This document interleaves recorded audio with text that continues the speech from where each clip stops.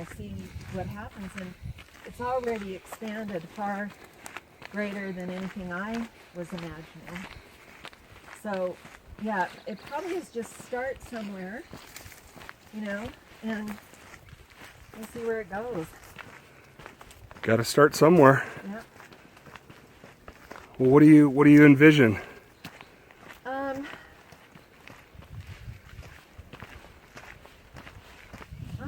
I envision small groups. I never would envision myself like in front of a big auditorium on a stage with, you know, hundreds of people, that kind of thing.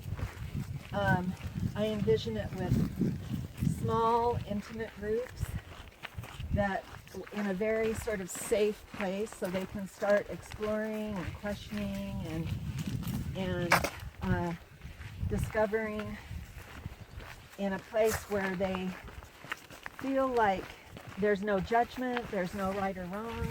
This is just about you, you know, uncovering your own unique, who you are. You know, who are you authentically? What is your heart and soul saying to you? What's speaking to you? What are you curious about? So I see it as just different ways of doing that. Like, you know, I did a workshop in my studio for 6 women in February. A friend of mine came to me and said, would you do a, you know, like a small version of what you do at the retreat? And I said, yeah. So I'm starting to do that. And then out of the retreat, 2 women in Park City have come to me and said, would you set up something once a month where we could come in and we have the conversations that we've had at the Shine Retreat, but we also do art. We really want to do art, but we want to do it in a place that's just, we can expand and have fun and not have it be something like I'm learning how to sketch. Here's how you shade. Here's how you do figure painting. It's just like, let's just have some fun.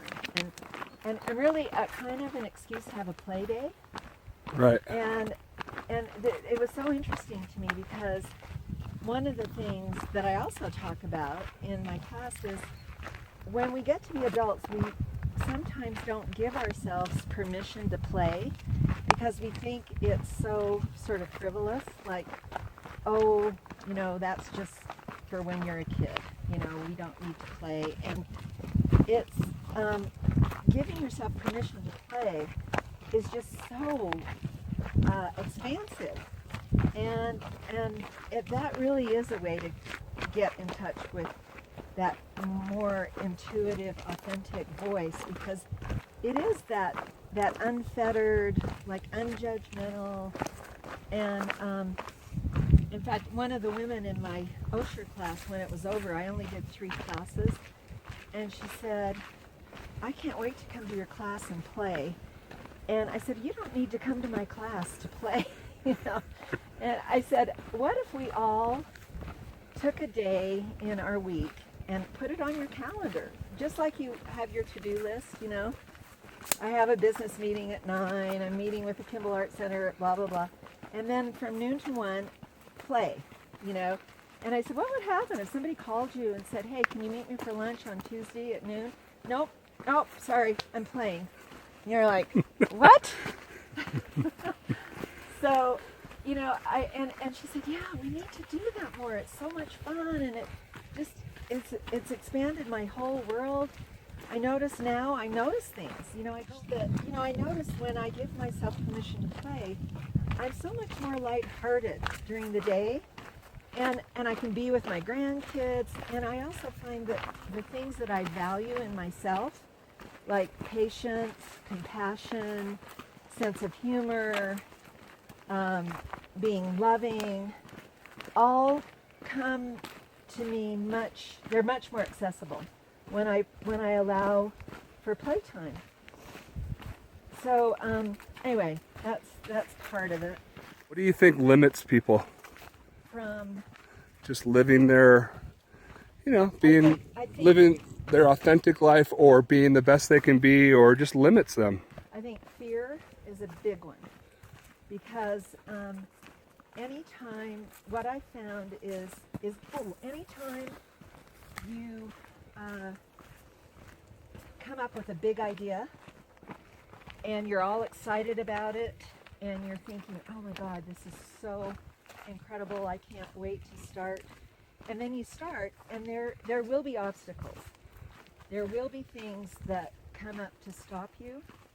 And I think it's the fear of being really big and being really powerful and being really expansive. That it's like, ooh, no, you know what? I'm sort of really comfortable right where I am. I don't think I really want to do this. So, oh well, that was a bad idea. So, and I think the other thing is that a lot of times people don't trust themselves, don't trust their own intuition.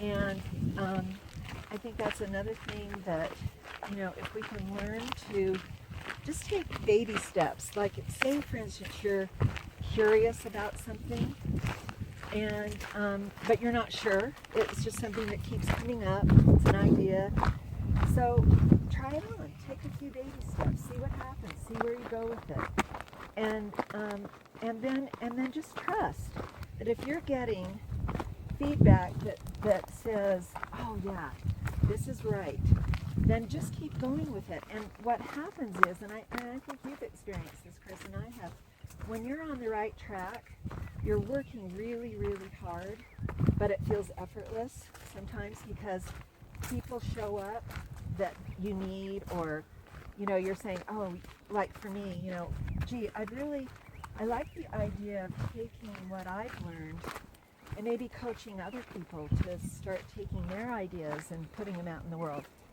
And then Mary Kay shows up. Could you coach me? And I'm like, I think I could. I don't know. But, you know, you find collaborators. You find people and things. And things start falling into place. And then you know that you're on the right track. But I think the other thing that stops people is it's not easy always. You have to really, your job in, you know, living your purpose or living a creative life is showing up and doing the work consistently, even when it gets tough, even when it gets discouraging. And I think that's the other thing that happens is sometimes you take the, you know, the path of least resistance. So anyway, that's my 2 cents on the whole thing. It won't always show up the way you want it to and as quickly as you want it to. Like, Mary Kay, the woman that asked me to coach her, she has this wonderful expression that I love, and she calls it sacred pace. And she just, her idea is that everything that's meant to come out into the world is meant to happen at a certain pace, and we can't rush it, and it's sacred.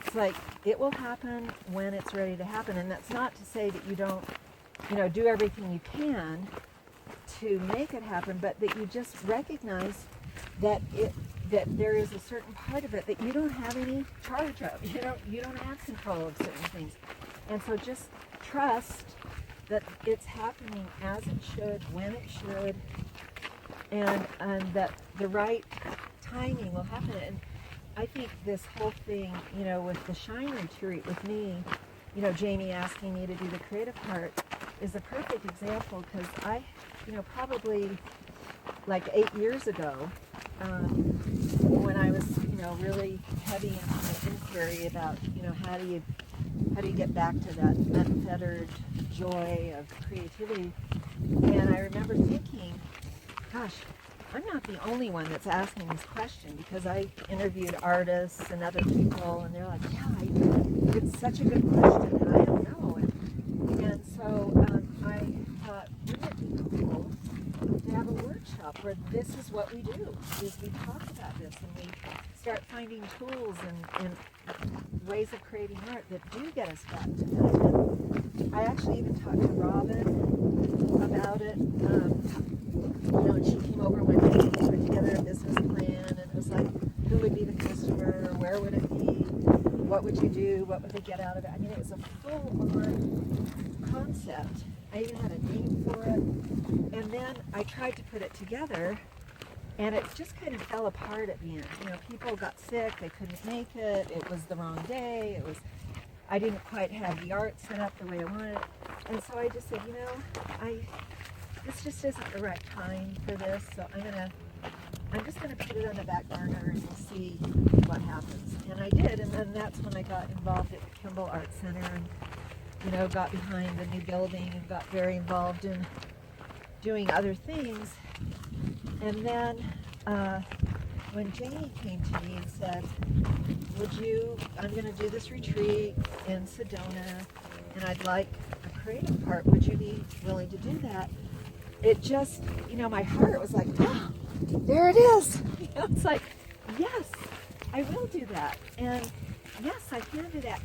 And I realized when she asked me to do it, this was like 8 years after I actually had the idea, that I'm so glad I didn't do it 8 years ago, because I really wasn't ready. I had the idea, and I had kind of the concept, but I really didn't have enough of my own experience and my own insights to really be very effective. So, you know, I think it's this whole idea of just trust the process, trust that it's not its time, and then, but at the same time, do everything you can to do your part. And then the rest of it, you just kind of have to let go and get out of your own way.